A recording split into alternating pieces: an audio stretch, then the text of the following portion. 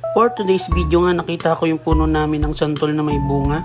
Kaya tumawag tayo ng tropa para magpapitas. Kasi nga, naisipan ko magpaluto kay mama ng ginataang santol.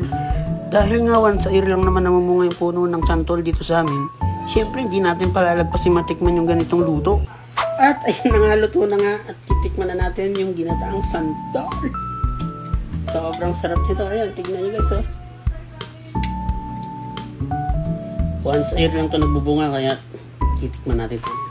Ginataang santol.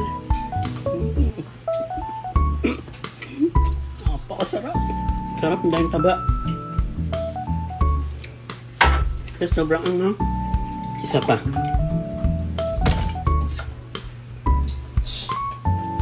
Perfect bite.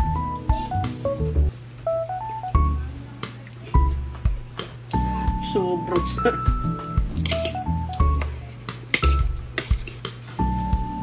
Sobrang sarap. Hindi na tutikin. Sarap.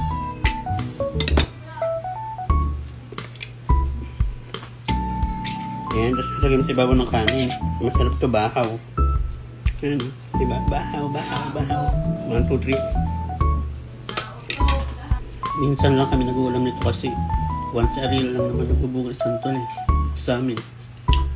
Yan ba sa inyo? Ilang beses nagbubunga santol? Sa amin once a year lang. Yeah. Sobrang sarap.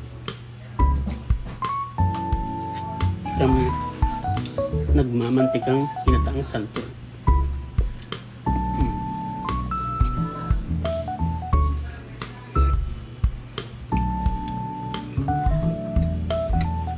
Napakasarap.